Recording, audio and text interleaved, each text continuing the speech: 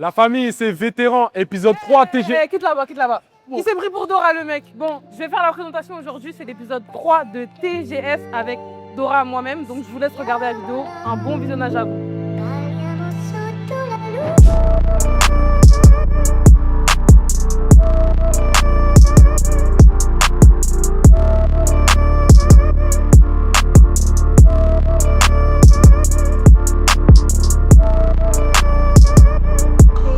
Mais attends, là tu viens sur mon épisode, mais toi t'es qui toi? Comment tu me connais pas? Moi c'est Dora, je fais du contenu sur les réseaux, basket, coiffure et lifestyle.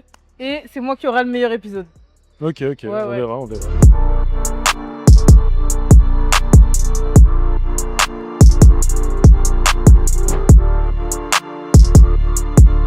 Ma jumelle, ça dit quoi? Ma jumelle. Eh, on est en Lyon, j'aime trop. On est en pareil. On est en Lyon, j'aime trop. Pareil. Carrément, est-ce que tu peux me parler un petit peu de ton parcours sportif? Où est-ce que tu as joué, tout ça? Ok, alors mon parcours sportif de basket, j'ai commencé le basket très tard, j'ai commencé à 14 ans je crois. Ouais. Mon club formateur c'était Noisy-le-Grand, j'ai fait 2 ans là-bas. Après j'ai déménagé dans le sud, j'ai joué à Venelle et Aix-en-Provence. J'ai jamais fait plus d'1 an dans un club, je sais pas pourquoi, j'ai toujours changé. Okay. Après j'ai joué en R2 à Paris et là mon dernier club c'est Bagnolet. T'avais un peu cet objectif de devenir pro quand t'as commencé le basket ou tu fais juste ça en mode plaisir?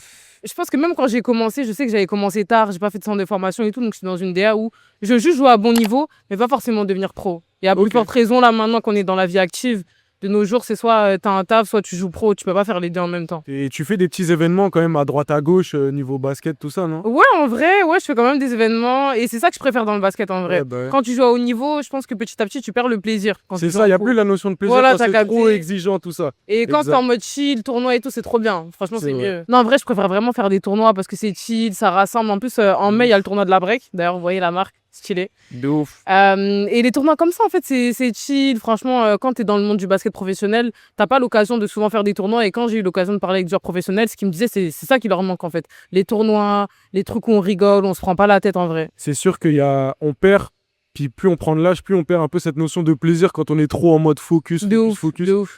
Donc ouais. Est-ce que tu peux nous raconter une belle anecdote du coup sur le basket? Là, une première qui te vient en tête.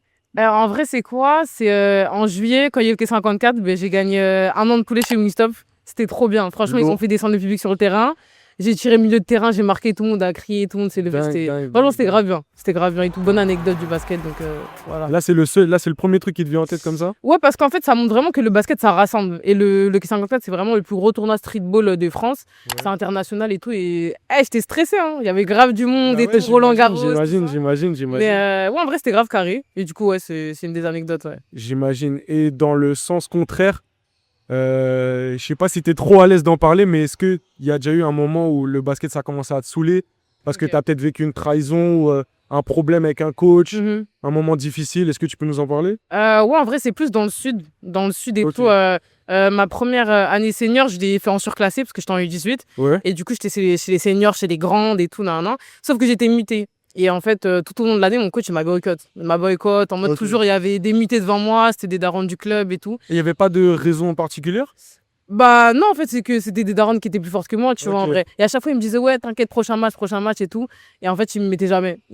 Ça m'avait grave démotivé et tout. J'étais en mode, si tu m'as surclassé, c'est pas pour rien, en vrai, tu vois. Et ouais, c'était ma pire année, je pense. Pire année basket. Et par rapport à ça, genre, c'est quoi le retour que tu as eu un peu sur toi-même? Comment tu as fait pour gérer à peu près la situation?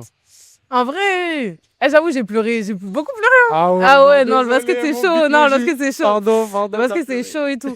Mais en vrai, au début, j'avais grave à faire du confiance en moi. Mais après, j'ai capté que, vas-y, on s'en fout. En vrai, de vrai, si dans un club, t'es pas accueilli, va ailleurs.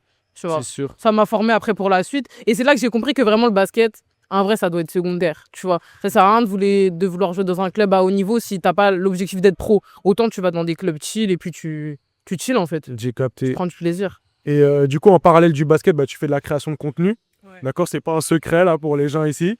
Mais carrément, t'en fais depuis combien de temps? Et est-ce que t'as commencé la création de contenu à cause du basket ou rien à voir? Non, pas du tout. En vrai, ça fait quoi? Je sais pas, ça fait peut-être 5 ans. J'avais commencé Musical.ly et tout à l'ancienne. Et j'ai commencé la création de contenu au début parce que, je te mens pas, j'étais l'atismé de la ville. Ça veut dire tout le monde m'approchait. C'était ça en vrai quand on était jeune. Ouais, voilà, c'est ça. En mode, j'ai commencé à faire des vidéos, ça apprenait et tout. Après, j'ai continué. Franchement, je fais du contenu sur tout. Je parle de Dieu, je parle du basket, je parle de beauté, de cheveux et un peu de narcolepsie, mais on va y venir. Bah là, j'allais en venir tout de suite. Merci de m'avoir fait la passe.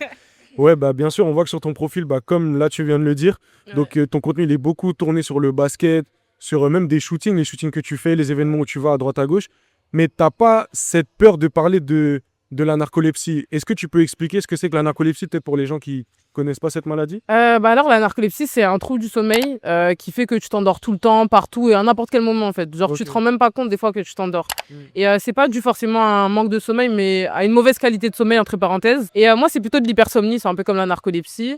Et du coup j'ai ça depuis que je suis au collège, je crois. C'est quelque chose, c'est comme un gène qui est en toi qui se déclenche ou qui se déclenche pas en vrai. Ok. Donc voilà. D'accord. Bah en vrai, t'es archi à l'aise d'en parler. Ouais, en vrai, je me dis, il faut casser le tabou parce que ça touche beaucoup de gens. Et les gens, ils ont peur d'en parler parce que, en vrai, de vrai, c'est drôle, quelqu'un qui s'endort, en vrai, de vrai, les gens, ils rigolent et tout. Mais j'ai un peu envie de casser ça et de montrer que on n'est pas tout seul, c'est mieux d'en parler, en fait. C'est sûr. Et puis, il faut expliquer aux gens que, parce que j'avais guetté un peu, tu vois, dans les commentaires, les gens, ils étaient en mode, ouais, mais elle fait ça pour le buzz, machin. Mais ah, j'ai même pas vu. Mais Okay. En fait, il faut juste se dire que ça peut toucher beaucoup de monde. Et le fait qu'il y ait quelqu'un qui en parle sur la plateforme, justement, ça devrait être vu comme quelque chose de... Oui, carrément, carrément. Et par rapport à la narcolepsie, comment tu arrives à gérer ta maladie avec le basket? Alors, en vrai, Dieu merci, moi, c'est que quand je suis inactive. Ça veut dire qu'en vrai, ça m'handicape pas du tout dans le basket.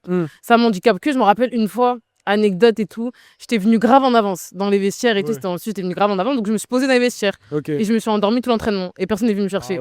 Genre en mode j'ai raté l'entraînement, j'ai dormi. Genre il y a personne qui s'est dit ouais, elle est où quand? Mais parce qu'en fait j'avais pas dit que je venais ou que je venais pas, ça veut dire qu'en mode j'ai dormi, je me suis réveillée, c'était la fin. C'est même marrant, tu vois. Ouais, non, moi j'en rigole. Non, vraiment j'en rigole et tout, c'est pas un sujet tabou en vrai pour moi. Et est-ce que ça a déjà été un frein genre dans ta vie de tous les jours, que ce soit au niveau professionnel ou même comme ça, tu vois, dans ta vie, comme ça au quotidien? En vrai, professionnellement, oui, parce que moi, je suis encore à l'école. Et cours, je dors, examen, je dors. Genre, en mode, c'est archi compliqué de suivre, en fait.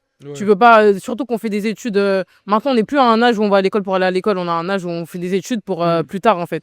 Et du coup, c'est archi frustrant le fait que je veuille suivre les cours, mais que j'y arrive pas. Donc, tu rentres, tu révises encore, les examens, tu t'endors. J'imagine. Ça, c'est compliqué. Et dans la vie perso, c'est plus socialement. En vrai, j'arrive pas à sortir le soir. Dès que je vais chez quelqu'un, je dors en fait. Genre, j'ai du mal du coup à faire des sorties avec mes potes et tout. Le cinéma, je dors. Date, je dors. T'imagines, non, avec le pain là, le pain. Ouais, non, c'est chaud, c'est chaud. C'est-à-dire, je préviens avant, t'as capté? Ouais, j'ai capté. Je préviens avant et ouais, voilà. J'ai capté. Est-ce que t'as déjà été dans une situation où t'as l'impression que une personne, elle te prend pas au sérieux? Tu vois, genre, quand elle a l'impression que tu t'endors, en fait, c'est parce que genre tu t'ennuies ou... Oui, ouais, non, si, ce qui m'énerve, moi, c'est que les réflexions du genre mais t'as pas dormi la nuit ou quoi? Alors que rien à voir, tu vois ce que je veux dire? Et surtout quand, genre, juste t'es posé, tu fais rien et les gens ils sont en mode ah, tu vas t'endormir. Alors que tu vas même pas t'endormir en fait. Genre, tu vois, c'est un peu relou et tout parce que t'es stigmatisé comme la meuf qui dort tout le temps. Après, c'est ce que je montre, donc en vrai de vrai, j'en tiens pas rigueur aux gens, tu vois, parce que je demande quand même et je fais passer ça sur le coup de la rigolade et tout. Mais en vrai, c'est plus ça. Franchement, c'est cool que tu en parles de manière archi ouverte, tu vois. Par rapport encore à cette vidéo-là, là, du coup, qui a fait un gros bruit. Donc, comme je t'ai dit, tu fais un peu des vidéos par rapport à tes shootings, par rapport à des événements, tout ça. Est-ce que tu t'attendais à tout ça lorsque tu as commencé sur les réseaux ou pas du tout? Non, franchement, je m'attendais pas à ça. En fait, au début, moi, je faisais du contenu pour faire du contenu. En vrai, je suis pas vraiment une créatrice de contenu. Genre, je vais sur Paris la nuit pour faire des vidéos et tout. Genre, en vrai, je fais ça vraiment chill. Et là, j'ai vu que ça a pris de l'ampleur et que ça devient sérieux. Tu vois, quand t'es vraiment créateur de contenu, tu dois prendre le temps de le faire, etc. Et mon train de vie me le permettait pas en vrai. Mais non, en vrai, je rends grâce à Dieu parce que tout ce qui se passe aujourd'hui et tout, c'est une dinguerie. Je m'attendais vraiment pas à ça. Mais là, carrément, ma jumelle, qu'est-ce que je peux te souhaiter pour la suite? Où est-ce que tu te vois dans 2-3 ans? C'est quoi les nouveaux projets là qui arrivent? Les nouveaux projets, alors déjà moi je suis coiffeuse. Ça veut dire j'habite dans le sud à la base et j'aimerais bien introduire un peu de mon talent là-bas. Donc ça. Aussi j'aimerais bien être modèle photo parce que avant de faire du contenu sur les réseaux, je voulais vraiment me concentrer sur le mannequinat et le fait d'être modèle pour des grandes marques, Fashion Week, les trucs comme ça. Donc si ça marche les réseaux, carré. Bah ouais, Sinon, ça crée des opportunités voilà. de ouf. Ouais, c'est Franchement, ça. J'ai essayé de mettre mes pions un peu partout pour pas être désorientée. Faut juste que maintenant je stabilise mes projets et que j'ai la vision dessus. Hein. La famille, c'était vétéran et Dora. Attends, jumeau, je t'aime bien, mais attends, c'est moi l'invité, donc c'est moi qui dois faire la fin. Donc les gars, c'était Dora Elle pour est l'épisode vraiment 3 malade. de TGS. Aujourd'hui, on remercie la marque La Break pour les vêtements. En fait, ils sont archi beaux. Il y a un tournoi en mai, donc soyez branchés. On remercie aussi le One Ball pour l'accueil parce que franchement, la salle, elle est trop belle. Et bien sûr, merci à la boîte de prod Maison Goat. Donc on se retrouve pour le prochain épisode.